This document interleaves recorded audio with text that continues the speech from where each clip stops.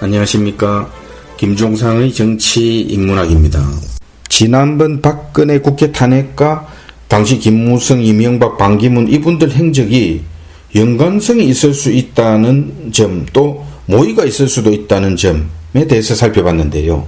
오늘은 대표적 보수 언론으로 알려진 조선일보와 TV조선이 그럼 왜 박근혜 탄핵에 같이 가세하면서 앞장섰는지 그 궁금증의 일말에 대해서 살펴보려고 합니다. 왜 박근혜 탈영인가 하실지 모르겠지만 저도 내키는 주제는 아닙니다. 그러나 이런 숨은 배경도 있을 수 있구나. 최근에 정치권에서 박근혜 석방 사면 이런 이야기가 나온 김에 국민들에게 알리는 차원에서 말씀드린다는 점 이해 있으시기 바랍니다. 당시 조선일보, TV조선의 보도 행태에 대해서 보수층에서는요 대부분 고개를 갸우뚱거렸습니다. 당시를 살펴보면 청와대 우병우 민정수석 교체 주장이 팽배해 있었고 새누리당 내부 또 선거 캠프에 참여했던 사람들은요 실컷 선거를 도와주는데 자리도 하나 안 주고 정권이 끝나는 거 아니가 이렇게 인사전행에 불만도 컸습니다. 또 소통도 안 되고 고집불통에 퇴임 후까지 자기가 다 영향력을 행사하려고 한다는 등 박근혜 정권에 대한 불만이 점점 커져갔습니다. 그런데도 청와대는 꿈쩍도 하지 않았습니다. 당시 박 전 대통령은 정권 재창출만 하면 아마 되지 않나 이렇게 판단한 듯 보이기도 했습니다.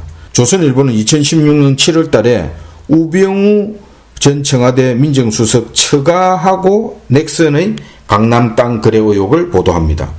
곧바로 새누리당 김진태 의원이 어쩌면 청와대를 대신해서 총대를 맨 것 같기도 한데 두 차례에 걸쳐서 대우조선이 조선일보 송희영 주필에게 2억 원 상당의 초호화 유럽 여행을 제공했고 그 대가로 대우조선 남상태 사장의 연인과 관련한 호의적인 기사를 써줬다고 폭로합니다. 대한민국 방송 언론계가 발칵 그 당시에 뒤집혔습니다.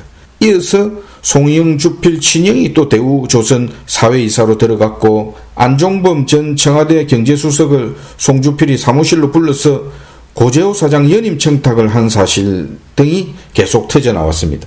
조선일보가 파렴치한 언론으로 낙인이 찍히는 순간이니까 조선일보도 가만히 있지 않았을 것은 짐작이 갑니다. 대우조선은 외환위기 때 공중분해가 되어가지고 산업은행으로 편입돼서 관리되고 있었는데요. 주인이 없다가 보니까 정권의 낙하산 인사의 온상이 되었고 나중에 무려 10조 원 이상의 국민 혈세가 투입되는 암덩어리였습니다. 여기에는 강만수 전 산업은행장을 포함해서 MB 측근들도 줄줄이 관련되어 있었고요. 결국 송희영 주필이 그만두게 되는데 본인도 가만히 있었겠습니까? 자기 권력을 두고 보수 진영 내에서 파워 게임도 활발했던 시점입니다. 보수 정치권, 보수 언론이 어떻게 움직였을지는 예견이 되는 대목이지요.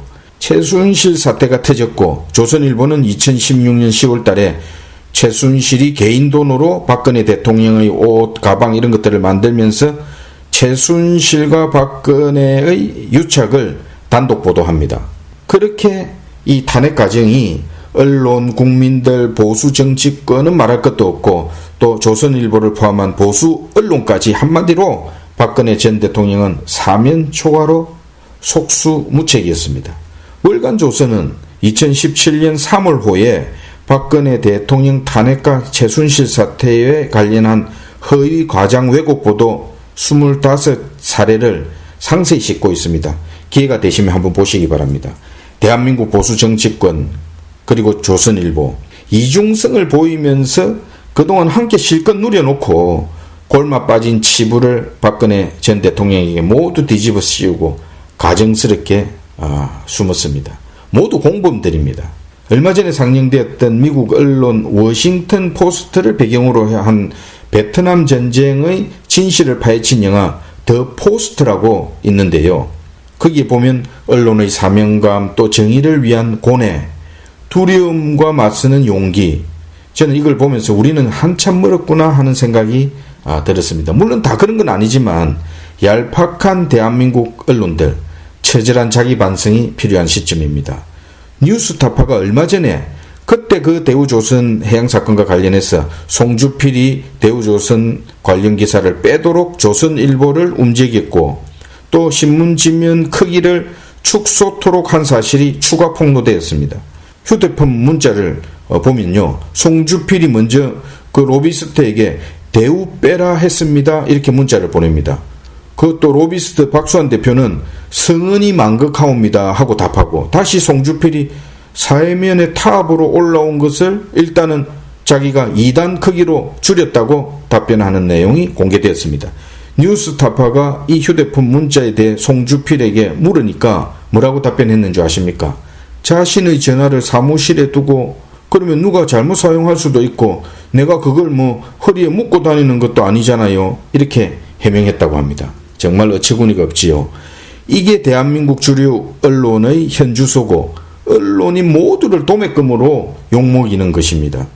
호의적 기사 하나가 어떤 것은 억대를 넘는다 하니 참 기가 찰 노릇입니다. 관행이라고 합니다.